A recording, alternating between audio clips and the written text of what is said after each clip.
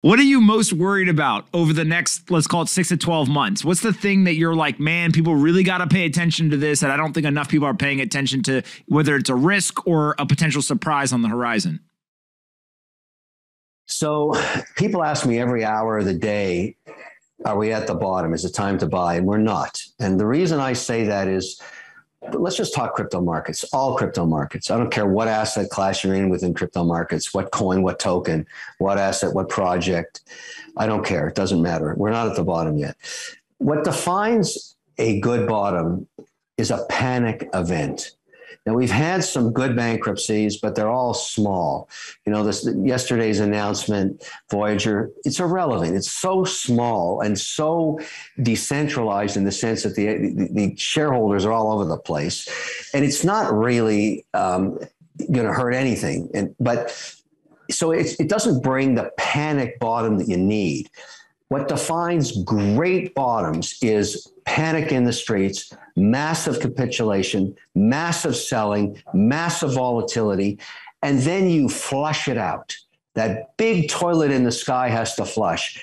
It's coming soon. I feel it coming. Somebody's offside. Somebody's over-levered. These small guys going to zero just never knew how to manage risk because they never experienced anything like this. Now, the good news for them is they've learned. Learn, grasshopper, learn. Don't leverage yourself up like that with an asset that you can't ever peg the bottom on. So they got wiped out. So what? It's a great learning experience for them. They'll be much better managers going forward. And the shareholders, chalk it up to entertainment, no different than going to Las Vegas. You took that kind of chance with leverage, you got wiped out. Learn. That's the whole point.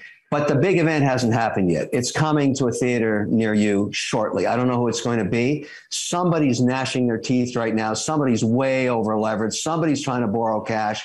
And tomorrow morning, you might find out who it is. I'm looking forward to that one.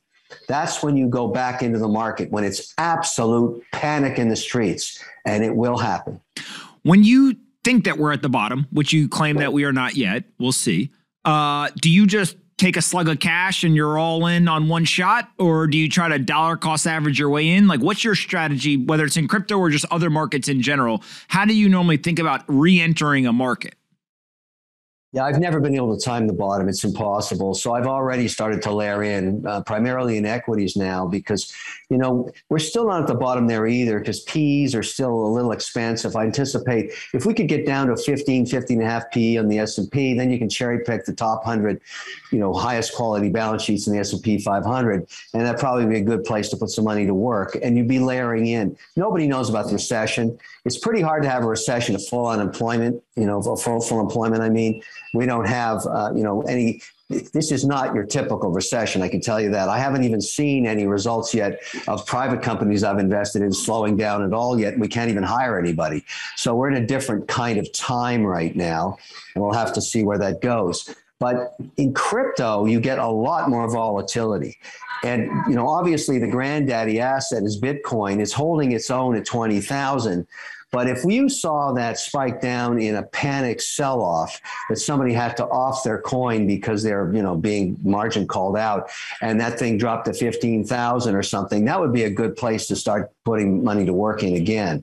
And I'm not saying it will or won't happen. It's just we're not at the bottom yet. Of that, I'm sure.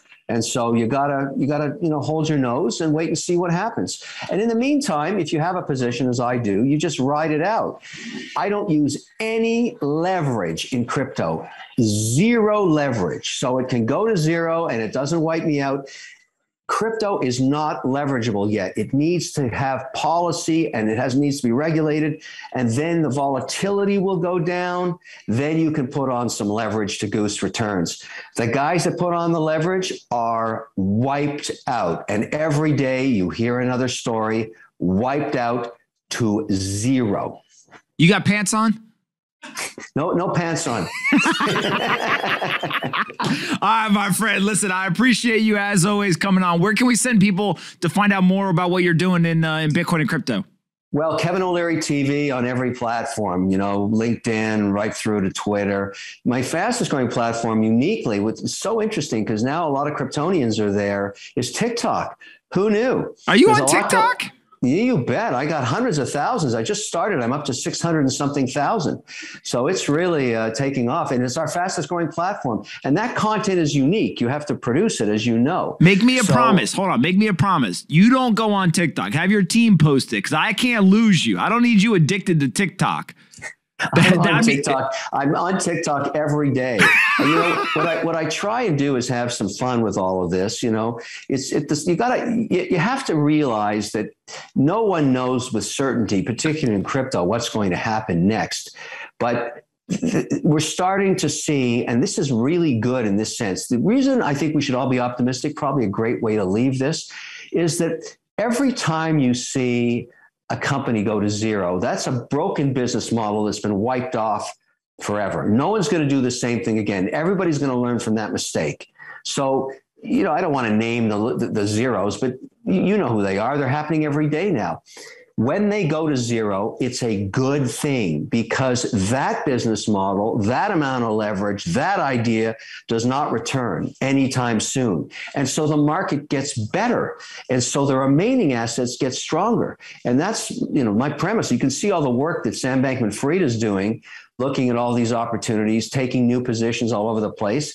He's probably buying at the bottom in some of these situations. So I think it's a pretty smart move on his side.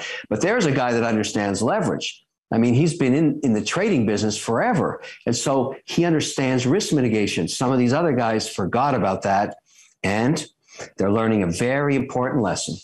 Hey, you, did you like this video? Great. We make 5 of them a day and post them here on this channel. Make sure you're subscribed, like the video, and see you next time.